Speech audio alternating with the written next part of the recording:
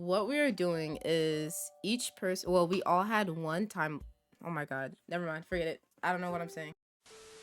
Okay, what we had was we each had the same color palette and we all made art with that color palette. So it's 3 artists, 1 color palette. But Thug Batman isn't here today, but it's okay. We'll still look at hers. Yes. Yeah. Okay. Yeah, there's be no commentary for it, I reckon. Yeah. Okay. Cool. So I'm up first. I'm gonna talk about mine. Hi, Coda. Welcome to the stream. So just to preface mine, I did it today. The day it was due, as I do with everything that is due a certain day. I do it the day of. Even Thinkness? Oh, that's the only one. That one's late too. Whatever. But You have worked on it. yeah, I've worked on it every day so far. So, But is it yeah. finished? Let's make the difference. But yeah, this one I didn't know what I wanted to do for this, honestly, but I knew I didn't want to do I didn't want to draw a character for this like I do with everything. Like I'm always drawing like a person. I wanted to do something else, and for this I wanted to do a scrapbook, and I was like, what could go with this color palette? So I'll go. Yeah, I did like a scrapbook look because I do scrapbook looks for all of my cosplays that I do. And so I ended up doing like a spread that I wanted to do for one of my cosplays for this character, and I decided to go with Maple from Animal Crossing. I just thought that like she kind of matched the colors of this palette. And then as I was looking at her, I realized that she doesn't match this color palette, or at least like the color palette that people put her with doesn't really match. It's like more, it's different browns. I don't know what color these are. I guess these are browns too, but it's a different kind of brown. But I just put her on there, and I wanted to do like a scrapbook type look. And every time it freezes like that and there's nothing going on, it's me playing Fortnite. But I love that.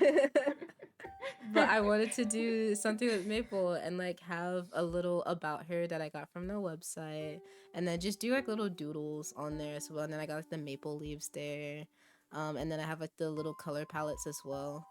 That's on there. I did that for when I did my Tundra one. I'll show you guys in the Discord later one of my cosplay spreads. But yeah, I just wanted to do something simple, and then also with my time frame, I had to do something simple. So yeah. That's one of her quotes that she says, waste not, want not, whatever that Real. means. I don't know what that means, but She's very eco. yeah. Yeah. She does have a tree shirt, and then in her about me it's like it's like she likes to recycle and stuff like that. So yeah, Maple is a really cute character. yeah, she's so cute. Absolutely adorable. And I knew I wanted to draw her.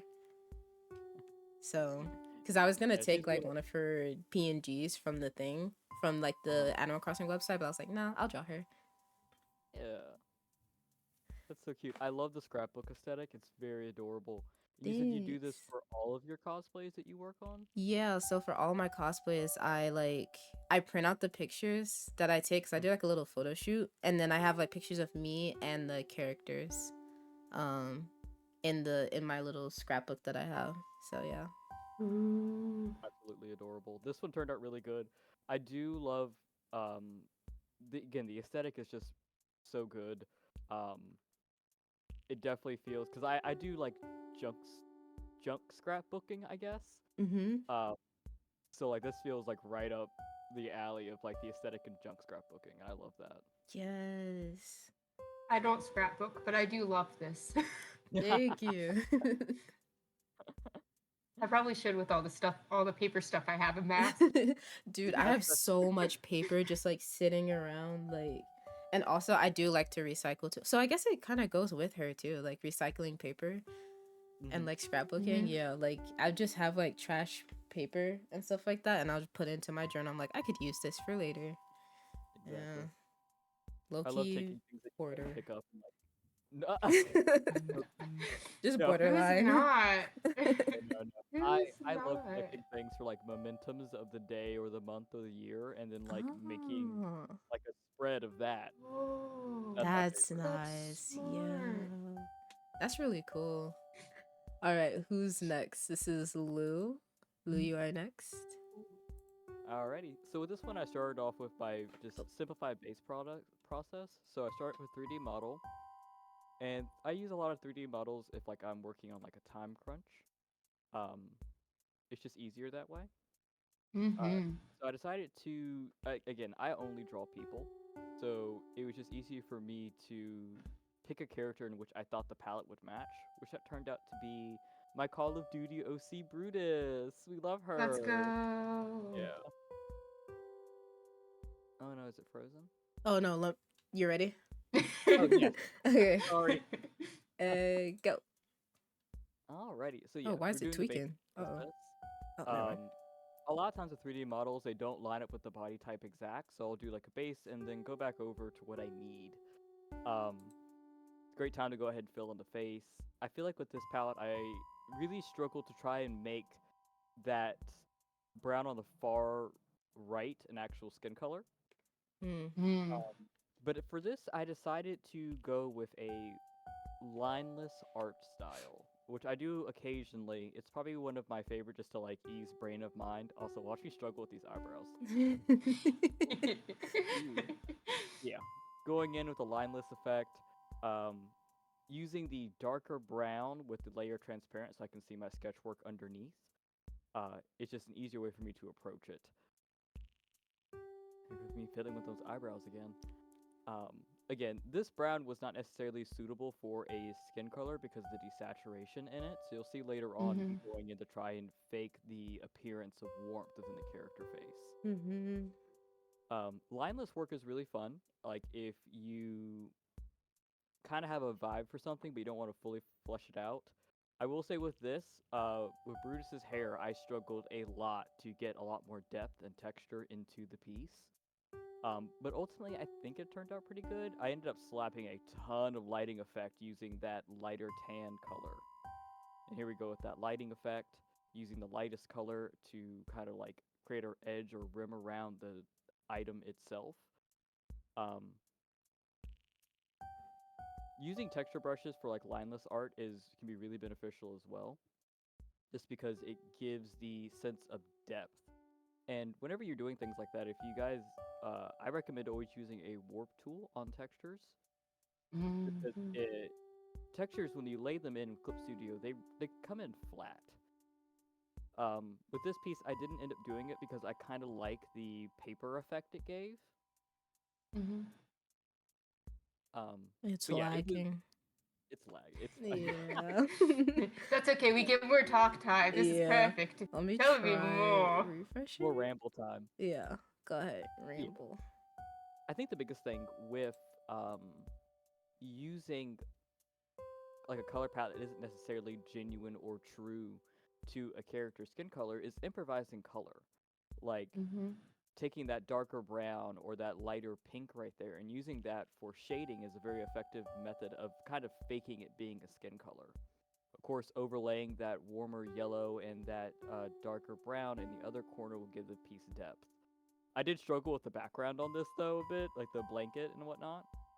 But I do think what really brought it together was instead of trying to do blending shading or blending highlight, I went in and did cell shading highlight, which I felt brought in the rim effect a lot more and gave the piece more of a sunset kind of vibe. Um, Here I am fiddling with the hair a bit more, just trying to get that lighting effect to actually look good because the rest of the piece had like solid lighting structure, but with the hair, it just felt too blocky. So I did struggle with that quite a bit. I think during this process, I even debated changing the color completely, which I think I still landed on that darker pink to red color. But yeah, cell shading is one of my favorite methods for doing lineless work. Um, and it's in general just a really fun method. I recommend it for anyone who's typically like, when you do shading, you do like blend shading. I think the cell shading can be very dramatic and can add a lot of pizzazz to a piece. Um, Mm. I think the only thing that was blended in this piece was actually the blushing that I used to try and warm that cold tone up a bit, which I think that was pretty effective. Um, Mhm. I love like Sunday morning, like light entering into the kitchen or bedroom, like that cascade lighting. And so I figured this palette would be a perfect effect. Now I did end up using a lot of textures with this piece, like the sweater texture. There is a texture on the wall to kind of break up the color, as well as a texture on the bed sheet. Now I did use like transform warp on the bed sheet fabric to make it appear less flat and more like rounded, and like that it's actually has pressure like affecting it.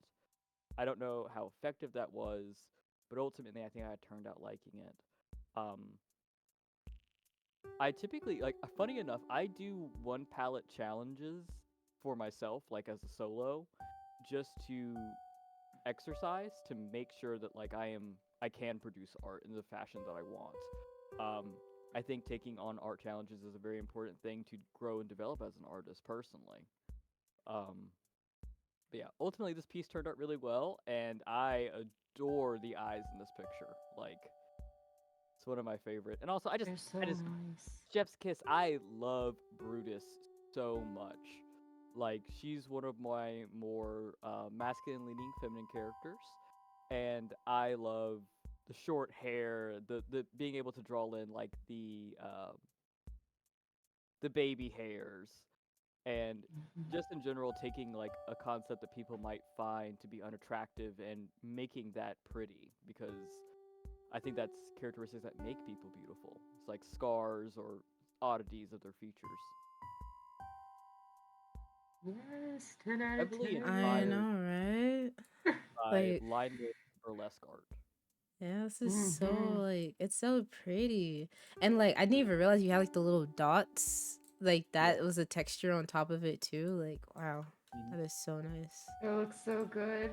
I love the Facts. pizzazz because with that overlaying texture, when you look at the darker spots, they're not like almost like black.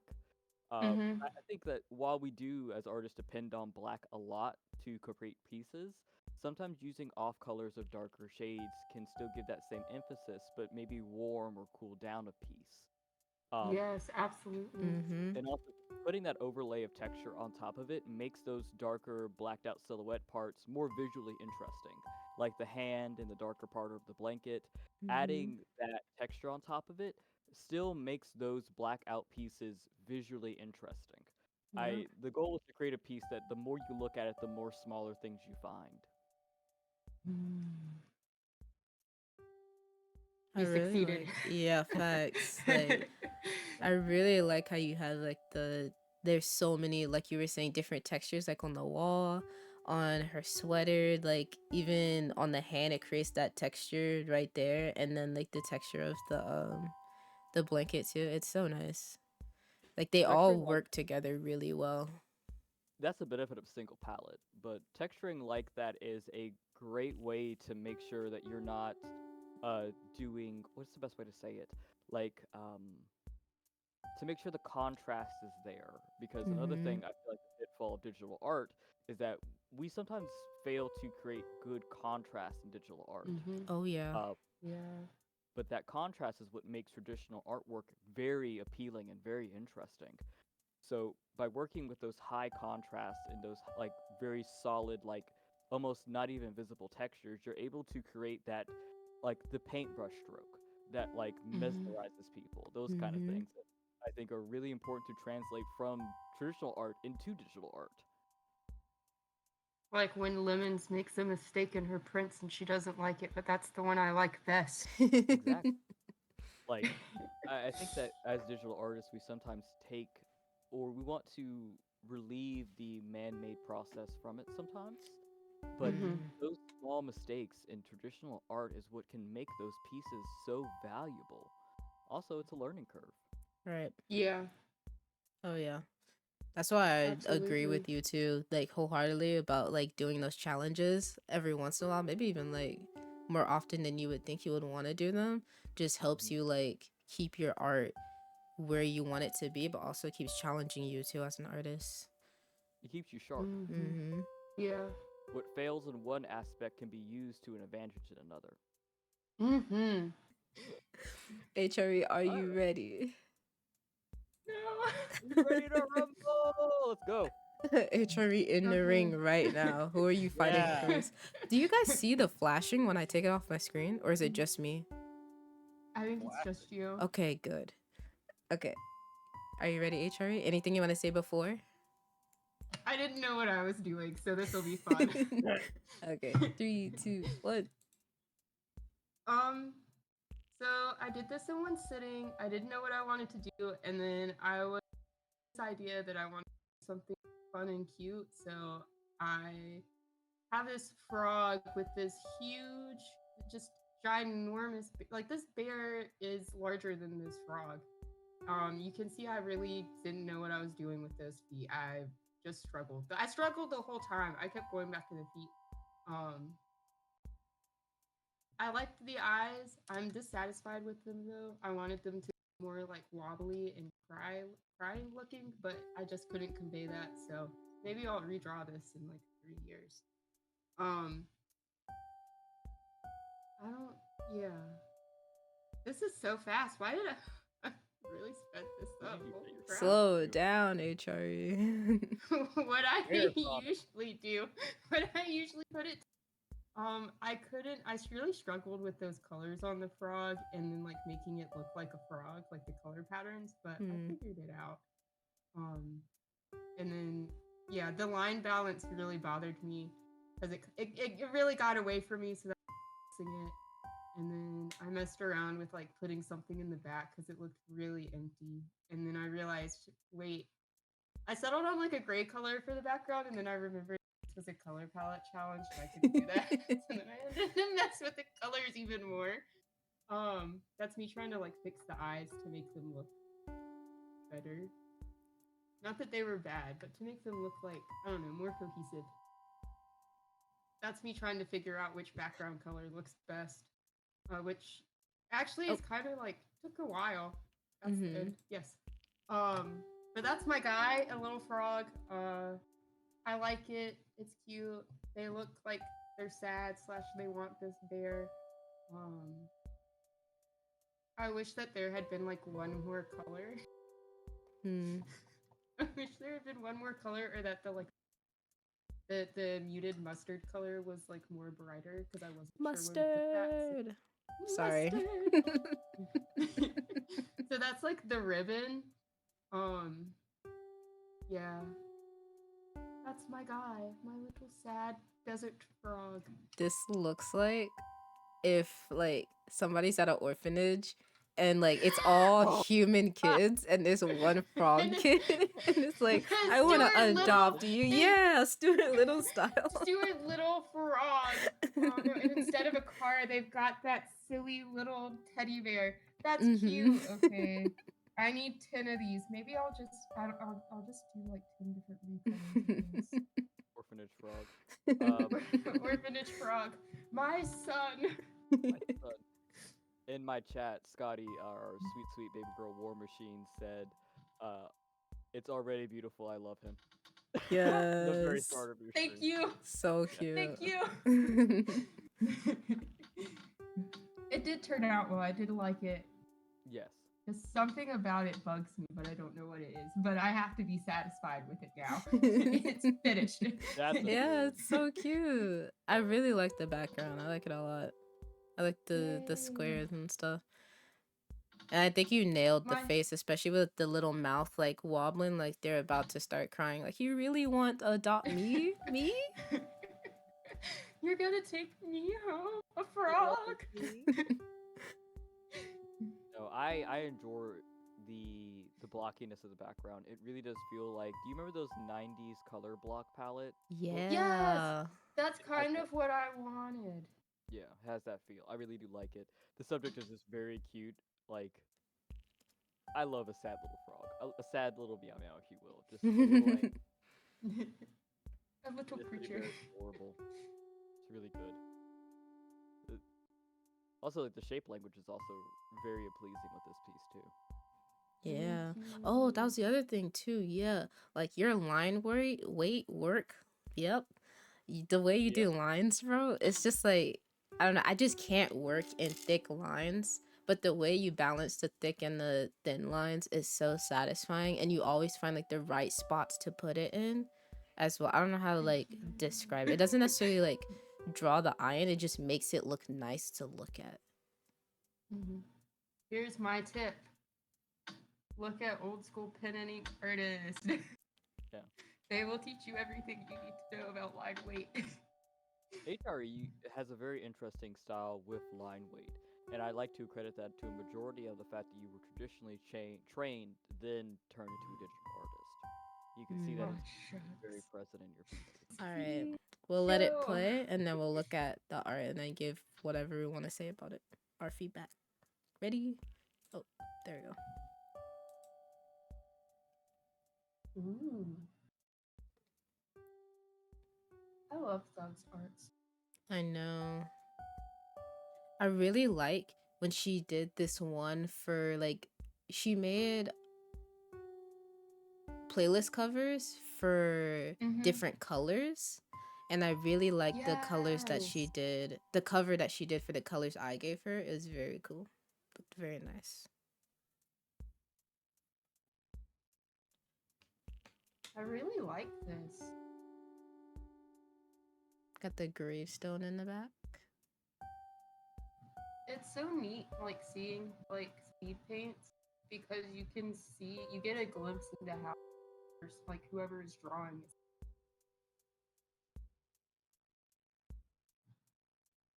And like their thought process.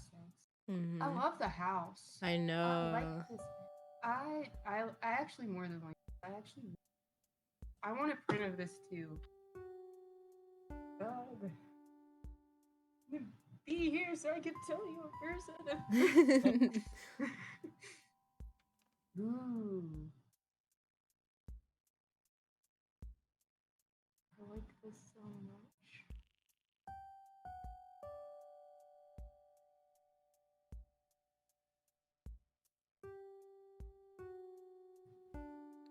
I think it's finished. Yep.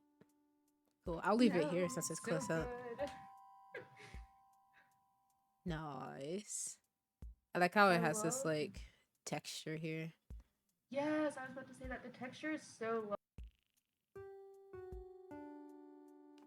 And I love the fence and It is the very path. rare to see someone who can complete an art piece using completely organic shapes. Yeah. It isn't like a traditional piece. This is really nice. This is very nice. I want this in an art gallery. This would be so pretty in like a coffee shop. Yeah, I can see it in something like that. Or it could be like on a like a paper coffee cup. That's what it remind me of. That's what it is. Like the art that's on those. Yeah, somebody hire Thug Batman and pay her big bucks today. I do appreciate the use of line weight in how, even though, like, again, it just has a very organic feel to it. Like the line like the line art itself doesn't necessarily, like, while there is weight, it feels organic and purposeful in that regard. I like it. Yes. It's very free feeling. I would love to have heard Thug's thought process while creating this piece. Right. Yes. Maybe we could get her to do a stream. Yes, or Thug Batman should do it. Or even just something. A voiceover. Yeah. Yeah. A special upload just for the artist. Yup. So if you're not in the artist co-op Discord, you should join it. You should join right now. There's the Get in there.